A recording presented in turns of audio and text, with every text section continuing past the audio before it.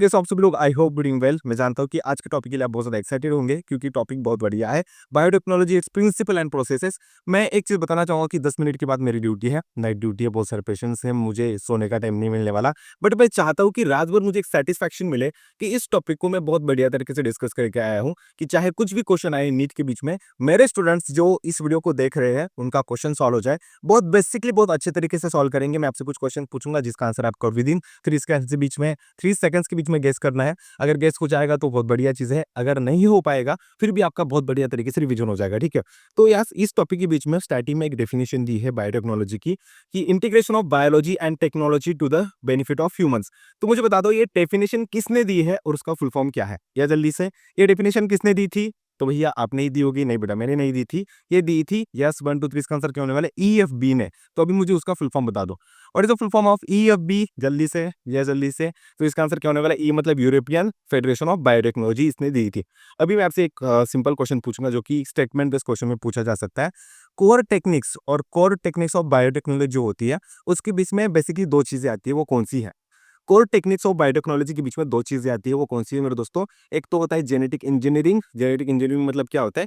अल्टरनिंग the genetic material. मेरे अंदर से जेनेटिक मटेरियल ले लिया, उसे अल्टरनेट कर दिया, ठीक है, वो हो गया जेनेटिक इंजीनियरिंग। और दूसरा होता है स्टेराइल इन्वायरमेंट। ये बहुत इंपॉर्टेंट है बेटा, क्योंकि स्टेटमेंट किस क्वेश्चन के बीच में दिया जाएगा कि कोर टेक्निक्स के बीच में स्टेराइल एनवायरमेंट होता है या नहीं होता। तो आपको लगेगा कि यार कोर के बीच में स्टेराइल क्यों होगा? बट बेटा उसके बीच में होता है क्योंकि यार कंटेमिनेशन नहीं होना चाहिए, एसेप्टिक कंडीशंस वहां पर होनी चाहिए, यहाँ पर इंपॉर्टेंट पार्ट होता है, ठीक है। अभी मैं आपको पूछूंगा पियोनियर्स ऑफ आरडीएनए टेक्नोलॉजी मतलब रिकॉम्बिनेशन, आपका डीएनए टेक्नोलॉजी। मुझे बता दो सबसे पहले रिकॉम्बिनेंट डीएनए किसने बनाया था? सबसे पहले, या जल्दी से, सबसे पहले किसने बनाया था? तो भैया हमारे दो चचा थे। दो चचा, बहुत प्यारे प्यारे चचा था। उनका एक का नाम होने वाला है स्टैनली कोहेन और दूसरा होने वाला है आपका हर्बर्ट पोयर, मतलब Cohen as well as the Boyer ने बनाया था। अभी मुझे बता दो इन्होंने कैसे बनाया था? यस कैसे बनाया था? भैया ऐसे कुछ लिया होगा, वैसे कुछ लिया होगा और बनाया होगा? नहीं बेटा, प्रॉपर्ली बता दो, प्रॉपर्ली बता दो कैसे बनाया होगा। तो antibiotic resistance gene from the Salmonella is inserted into E coli. यहाँ पर मोस्ट इंपोर्टेंट चीज होने वाली है कि सैल्मोनेला का ई कोलाई के बीच में इंसर्ट किया था बेटा, ये इंपॉर्टेंट यहाँ पर होने वाला है। अभी मुझे बता दो what are the steps in genetic engineering? What are the basic steps in genetic engineering? सबसे पहले क्या करोगे स्टेप्स इन जेनेटिक इंजीनियरिंग के बीच में? या सोचो सोचो सोचो, टाइम दूंगा। या सबसे पहले क्या करोगे? Identify gene of interest. आपको कौन सा जीन चाहिए उसे ढूंढोगे। क्लास में भी यही करते हो ना, देखते हो कि आपको कौन सा इंटरेस्ट है, वही जीन ऑफ इंटरेस्ट देखोगे। फिर बाद में देखोगे इंसर्ट इनटू होस्ट, उसे निकालोगे वेक्टर के थ्रू, आप होस्ट के बीच में डालोगे और फिर बाद में उसका रेप्लिकेशन कराओगे। ये आपके स्टेप्स होने वाले जेनेटिक इंजीनियरिंग के बीच में। अभी मैं आपसे क्वेश्चन पूछूंगा अबाउट द रेस्ट्रिक्शन एंजाइम्स। मुझे बता दो रेस्ट्रिक्शन एंजाइम्स को हम और क्या कहते हैं? रेस्ट्रिक्शन एंजाइम्स को और हम क्या कहते हैं? यस इसे हम क्या कहते हैं बेटा? इसे हम मॉलिक्यूलर सीजर कहते हैं क्योंकि ये मॉलिक्यूल्स को, छोटे छोटे डीएनए आरएनए को काटने में हेल्प करता है। मुझे बता दो restriction enzymes were discovered in which organism? किसके बीच में इसे डिस्कवर किया था? ये जल्दी से, रेस्ट्रिक्शन एंजाइम्स को किसके बीच में डिस्कवर किया था? तो इसका आंसर होने वाला है ई कोलाई के बीच में, जैसे कि हमने अभी डिस्कस किया था। मुझे बता दो दो टाइप के रेस्ट्रिक्शन एंजाइम होते हैं, वो कौन से टाइप के होते हैं? दो टाइप के रेस्ट्रिक्शन एंजाइम्स होते हैं, वो कौन से टाइप के होते हैं? यस यस यस, एक तो आपको पता होगा रेस्ट्रिक्शन एंडोन्यूक्लियस जो कि बहुत बेसिक है, जो कि आपका जो जेनेटिक मटेरियल है उसे कट करता है। बट दूसरा कौन सा होता है? दूसरा कौन सा होता है? यहाँ पर बहुत ज्यादा कंफ्यूजन है। आपको लगता होगा कि एक बाहर से ऐड करता है, एक बीच में से कट करता है, बेटा वो नहीं। यहाँ पर दूसरा है वन एडेड मिथाइल ग्रुप्स, एक मिथाइल ग्रुप्स को ऐड करता है और दूसरा स्पेसिफिक जगह पर कट करता है। ऐसे दो टाइप के एंजाइम्स हमें पाए गए थे। मुझे बता दो फर्स्ट रेस्ट्रिक्शन एंजाइम वाज, सबसे पहले किसको डिस्कवर किया था? फर्स्ट वाज, या जल्दी से, फर्स्ट वाज हिंड टू बेटा। नाम उसका वन नहीं है, यहाँ पर hind two is the correct answer होने वाला है। अभी मुझे बता दो अभी के जमाने में, अभी के टाइम में कितने रेस्ट्रिक्शन एंजाइम्स हैं और वो कितने स्ट्रेन से पाए गए हैं? या जल्दी से, कितने रेस्ट्रिक्शन एंजाइम्स अभी तक हमें डिस्कवर्ड है? मतलब अभी ज्यादा होंगे बट एनसीईआरटी में कितने दिए हैं? 900 प्लस एंजाइम्स हमें पाए गए हैं। और कितने स्ट्रेन से बेटा? या जल्दी से, 900 प्लस एंजाइम्स हमें कितने स्ट्रेन से मिले? तो इसका आंसर होना है 230 स्ट्रेन से मिले हैं। अभी मुझे बता दो आपका जो इकोलाई R1 है उसका रिकॉग्नाइजेशन सीक्वेंस क्या है? वो कौन से सीक्वेंस को रिकॉग्नाइज करेगा? इकोलाई R1 कौन से सीक्वेंस को रिकॉग्नाइज करेगा? तो इसका आंसर होने वाला है गाताक, मतलब GAATTC, GAATTC। मुझे बता दो अभी ये कट कहाँ पर मारेगा? कहीं पर भी रैंडम मारेगा? नहीं बेटा, एक स्पेसिफिक जगह पर कट मारता है। तो कहाँ पर मारेगा बेटा? तो ये कट मारता है यस 1 2 3 जी और ए के बीच में, जी और ए के बीच में कट मारता है, ठीक है। मुझे बता दो what is the meaning of exonuclease? बेटा एक्सोन्यूक्लियस का फुल फॉर्म क्या होता है, मीनिंग क्या होता है? What is the meaning of exonuclease? Yes yes yes, जल्दी से। एक्सोन्यूक्लियस मतलब ये बाहर के साइड से निकालेगा बेटा, ये बाहर के साइड से निकलेगा, इसे हम कहते हैं एक्सोन्यूक्लियस। अभी मुझे बता दो what is the meaning of endonuclease? जल्दी से। एंडोन्यूक्लियस क्या होता है? तो एक्सोन्यूक्लियस जो कि बाहर से निकालता है, एंडोन्यूक्लियस एक स्पेसिफिक लोकेशन से अंदर से कहीं से भी निकाल सकता है, ठीक है। मुझे बता दो डीएनए ग्लू या मॉलिक्यूलर ग्लू किसे कहते हैं? मॉलिक्यूलर सीजर तो हमने रेस्ट्रिक्शन एंजाइम को कहा, मॉलिक्यूलर ग्लू किसे कहता है बेटा? तेरे फोटो को सीने से यार चिपका लो बेटा फेविकॉल से, बट यहाँ पर फेविकॉल यूज नहीं होता है, डीएनए लाइगेज यूज होता है, या इसे आप जस्ट लाइगेज भी कह सकते हो, ठीक है। ओके, अभी मैं आपसे क्वेश्चन पूछूंगा अबाउट द इकोलाई R1। मुझे बता दो इकोलाई R1 के बीच में जो ई होता है, ई क्या होता है और उसका फुल फॉर्म क्या है?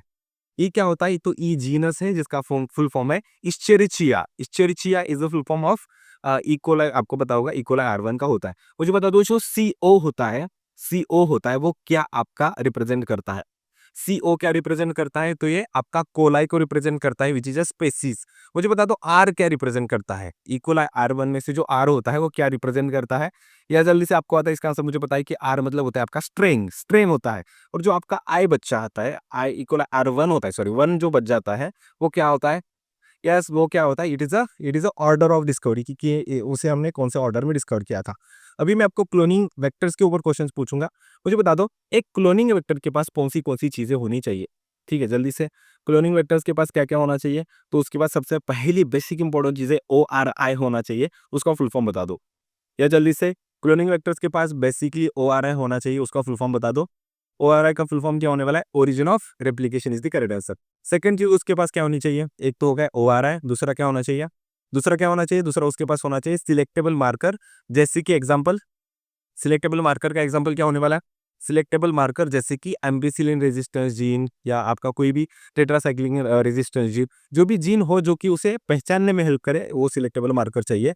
और सबसे लास्ट में क्या चाहिए?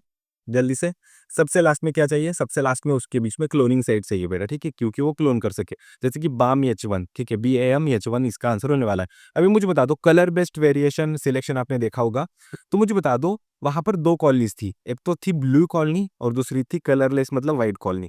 ब्लू कॉलोनी या तो कलरलेस और व्हाइट कॉलोनी, तो मुझे बता दो इसमें से रिकॉम्बिनेंट कौन सा था और नॉन रिकॉम्बिनेंट कौन सा था? रिकॉम्बिनेंट कौन सा है और नॉन रिकॉम्बिनेंट कौन सा है? तो जो ब्लू कॉलोनीज होती है वो क्या होती है? यस, 1 2 3 इसका आंसर क्या होने वाला है? Blue colonies are the non recombinant one and the colourless colonies are the recombinant one, क्योंकि उन्होंने अपना कलर लॉस कर दिया है due to the insertional inactivation. Yes, ठीक है बेटा। अभी मैं आपसे पूछूंगा types of vectors, basic question है।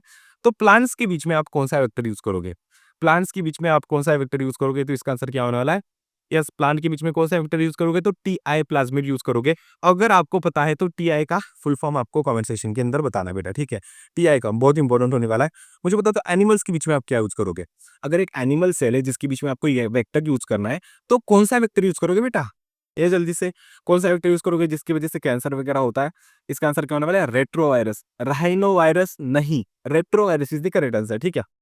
मुझे बता दो जो आपका TDNA होता है, TDNA वो कहाँ से मिलता है आपको? TDNA कौन डिलीवर करता है, कहाँ से मिलता है? तो इसका आंसर क्या होने वाला है? एगारोबैक्टीरियम ट्यूमेफेशियंस, एगारोबैक्टीरियम ट्यूमेफेशियंस। मुझे बता दो ये ट्यूमर, एगारोबैक्टर ट्यूमेफेशियन, ये ट्यूमर मोनोकॉट के बीच में बनाता है या डाइकॉट के बीच में बनाता है? ये ट्यूमर मोनोकॉट्स के बीच में बनाता है या डाइकॉट्स के बीच में बनाता है? तो इसका आंसर क्या होने वाला है? डाइकॉट्स के बीच में बनाता है। दैट्स व्हाई मोनोकॉट्स के बीच में ये काम नहीं करेगा, ठीक है। अभी मैं आपको पूछूंगा कॉम्पिटेंट होस्ट। मुझे एक चीज बता दो, कोई भी होस्ट को कॉम्पिटेंट बनाना क्यों इंपॉर्टेंट है? COMPETENT, कॉम्पिटेंट बनाना क्यों इंपॉर्टेंट है? इसका आंसर क्या होने वाला है? क्योंकि वो फॉरेन DNA को ले, अपना ले, मुझे तू अपना ले, इसकी वजह से कॉम्पिटेंट बनाना इंपॉर्टेंट होता है। तो जो भी आपकी क्रश है उसे कॉम्पिटेंट बना लो ताकि वो आपको अपना ले। जैसे कि बहुत सारे लोगों को कॉम्पिटेंट नहीं बनाना है, बस एक को बनाओ, ठीक है। बाद में, अभी नहीं, नीट होने के बाद, MBBS के अंदर जाने के बाद आपको वहां पर 100 चॉइस में से कोई एक पसंद आएगा जिससे आपको ट्रू लव हो जाएगा बेटा, उसे कॉम्पिटेंट बनाओ, ठीक है। तो मुझे बता दो बैक्टीरिया को कॉम्पिटेंट बनाने के लिए आप कौन सी मेथड यूज करोगे? बैक्टीरिया को कॉम्पिटेंट बनाने के लिए आप कौन सी मेथड यूज करोगे? भैया बैक्टीरिया की क्यों बनाना है बे? क्रश को बनाएंगे नहीं बेटा, जल्दी बता। बैक्टीरिया को बनाने के लिए क्या करेगा? तो उसके बीच में एक तो कैल्शियम यूज करेगा या तो हीट शॉक मेथड यूज करेगा बेटा, ठीक है।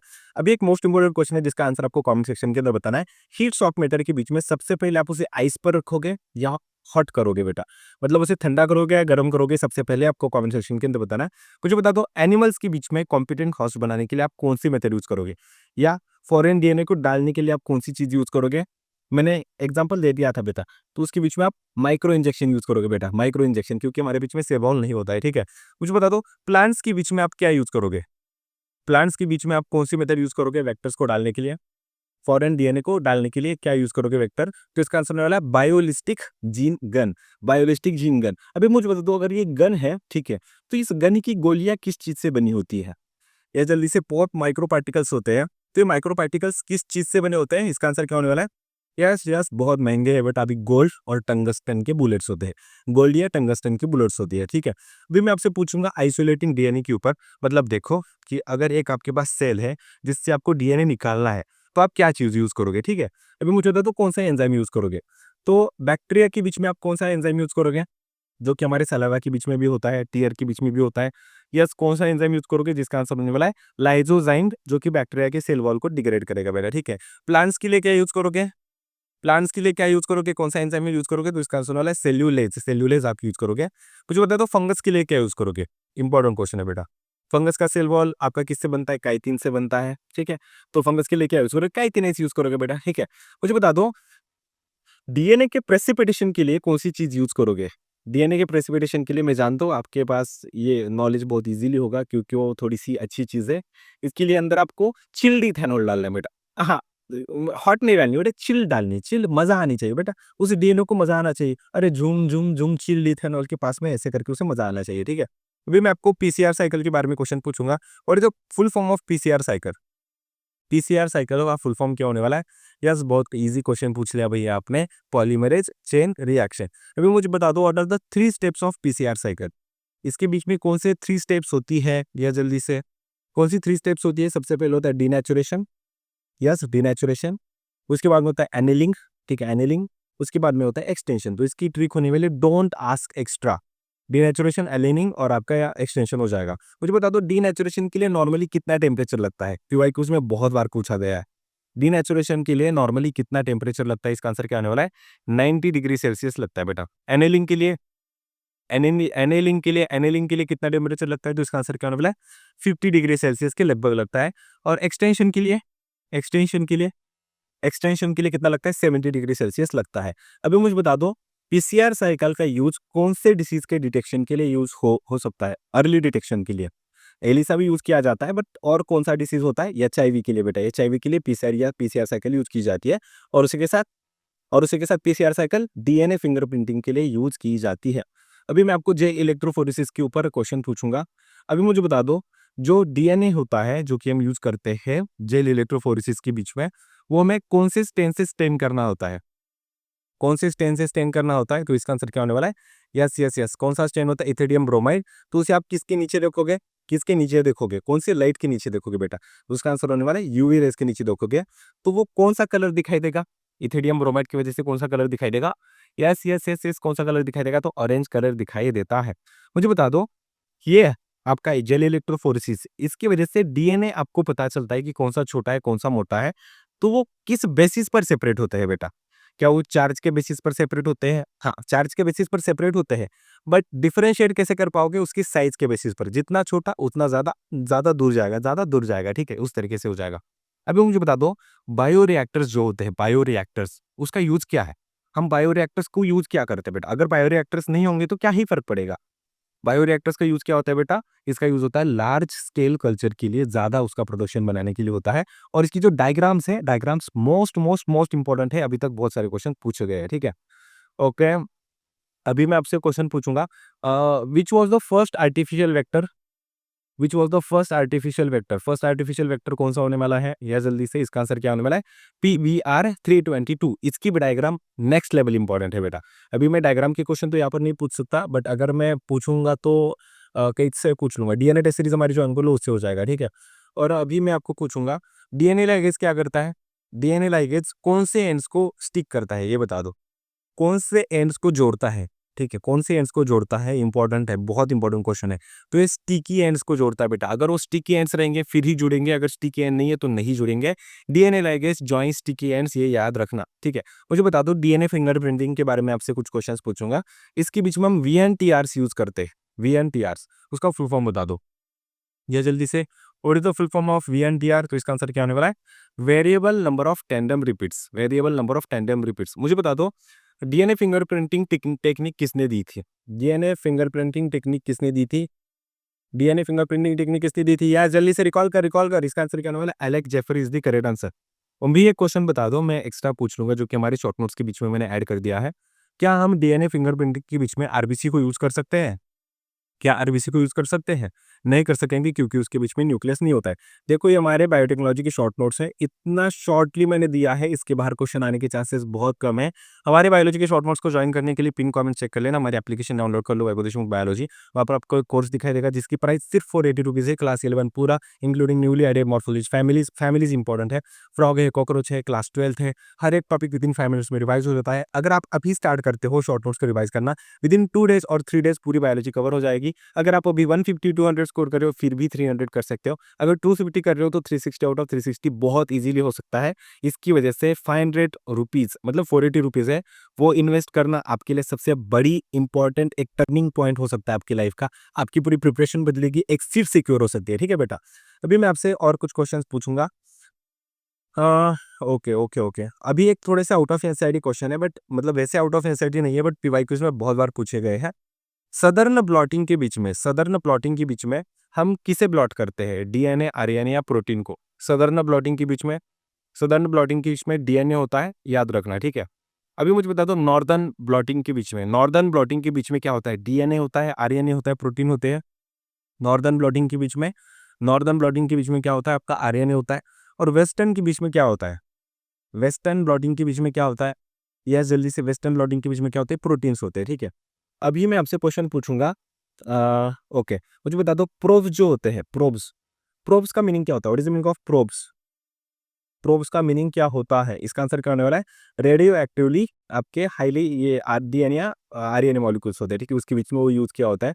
और मुझे बता दो, कॉस्मिड क्या होता है? कॉस्मिड, ये थोड़े से एक्स्ट्रा क्वेश्चन है बट इंपॉर्टेंट है। What is meaning of cosmid? Cosmid क्या होता है बेटा? तो कॉस्मिड होते हैं आपके हाइब्रिड वेक्टर्स होते हैं, ठीक है।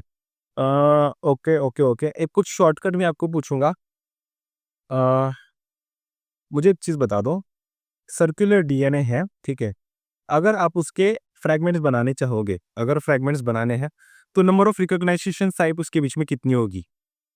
नंबर ऑफ रिकॉग्नाइजेशन साइट कितनी होगी बेटा? ठीक है, कितनी होगी? तो वो आपको कमेंट सेक्शन के अंदर बताना है, थोड़ा सा कॉन्सेप्चुअल क्वेश्चन है। इसका आंसर यहाँ पर मैंने शॉर्ट नोट्स के बीच में दिया है, डायरेक्टली दिया है, बट आपको उसका आंसर कमेंट सेक्शन के अंदर करना है क्योंकि इंपॉर्टेंट क्वेश्चन है, मुझे लगता है कि इस साल आएगा क्वेश्चन। और लीनियर लीनियर जो आपके डीएनए होते हैं, उसके कितने फ्रैगमेंट्स बनेंगे? ठीक है, मैं आपसे फिर से क्वेश्चन को रिकॉग्नाइज आपको अच्छे से बताऊंगा। सर्कुलर डीएनए के अगर आप फ्रैगमेंट्स बनाते हो तो कितने फ्रैगमेंट्स बनेंगे? जितने फ्रैगमेंटेशन आपकी साइट है, रिकॉग्नाइजेशन साइट है, उतने ही बनेंगे। और अगर लीनियर डीएनए होता है तो कितने फ्रैगमेंट्स बनेंगे? साइड्स प्लस एक बनेगा। ये थोड़ा सा डिफिकल्ट है, मैं कैसे बताऊँ? ठीक है, मैं इसका जो एक्सप्लेनेशन है कमेंट सेक्शन के बीच में डाल दूंगा। कमेंट करो भैया, इसका एक्सप्लेनेशन करो, मैं आपको कर दूंगा, क्योंकि वो शॉर्ट नोट्स के बीच में मैंने ऐड तो कर दिया है, बट मुझे एक्सप्लेन करने को थोड़ा सा डिफिकल्ट जा रहा है क्योंकि यहाँ पर मुझे लिखने के लिए कुछ नहीं है ना। तो अगर देखो बायोलॉजी को बहुत प्यारे तरीके से रिवाइज करना चाहते हो, देखो इतना डिफिकल्ट क्वेश्चन भी मैंने यहाँ पर शॉर्टकट के बीच में डाला है। तो हमारे बायोलॉजी के शॉर्ट नोट ज्वाइन कर लेना बेटा, आपकी पूरी प्रिपरेशन बदल जाएगी, ठीक है, बहुत मजा आएगा आपको।